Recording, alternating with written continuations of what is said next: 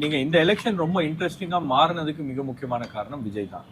ஒரே காரணம் அவர்தான். ஆமா, அதான் விஜய் வந்து ஒரு சேலஞ்சரா அவர் வந்து உள்ள வராரு அப்படின்னும் போது இந்த இரண்டு திராவிட கட்சிகளும் எஸ்டாப்ளிஷ் பொலிட்டிக்கல் பார்ட்டிஸுக்கு வந்து ஒரு அச்சம் வருகிறது, ஒரு பயம் வருது.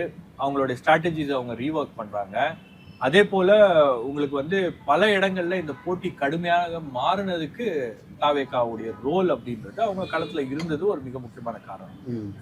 நான் இதை எப்படி பாக்குறேன்னா, கடந்த முறை பிரதமர் வரும்போது பயங்கரமா ஒரு பில்டப்பை வந்து பிஜேபி கொடுத்தாங்க. பிரதமர் இன்று தமிழகத்தில் பிரச்சாரம் செய்கிறாரு. எத்தனை முறை பிரதமர் தமிழ்நாட்டுக்கு வந்து போயிருக்காரு இந்த எலெக்ஷன்ல? இப்போ 5 முறை வந்திருக்காங்க. 2-3 வாட்டி வந்து 5 முறை வந்தாரு. 3 முறை எலெக்ஷன் அனௌன்ஸ் பண்றதுக்கு முன்னால வந்தாரு.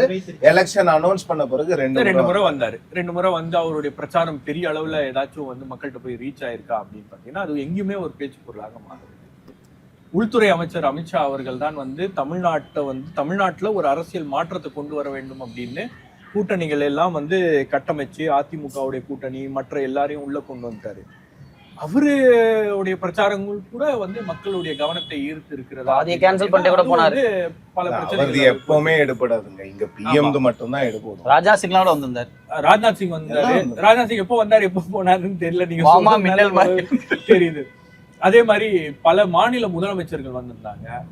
நீங்க இந்த தேர்தல்ல ஒரு கேம்பெயின் நான் எதிர்பார்த்தது என்னன்னா, ராகுல் காந்தி அவர்களும் முதலமைச்சர் மு.க. ஸ்டாலின் அவர்களும் ஒரே மேடையில வந்திருந்தா அந்த கேம்பெயினுடைய இம்பாக்ட் வந்து கொஞ்சம் கூடுதலாக இருந்திருக்கும். அது கொஞ்சம் மக்கள் மனசுல வந்து அது நின்றுருக்கும்.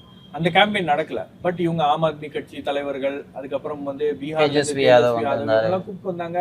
அசாதுதீன் ஓவைசியை வந்து வீடியோ போட வச்சாங்க. இது எல்லாமே வந்து ஏதோ ஒரு வகையில அது வந்து ஒரு செய்தியாக வந்ததே தவிர மக்கள்கிட்ட போய் பெரிய அளவுக்கு அது ஒரு இம்பாக்ட கிரியேட் பண்ண முடியல. விஜயுடைய கேம்பெயின் தான் வந்து உங்களுக்கு வந்து சுத்தி அவர் பேசுறது, அவரு டூருக்கு போறது, அவர் வந்து இது ரோட் ஷோ பண்றது, இதுதான் இதன் மீது அந்த கவனம் என்பது ரொம்ப அதிகமாக இருந்துச்சு. அதுக்கு காரணம் ஒரு ஸ்டார் வேல்யூ.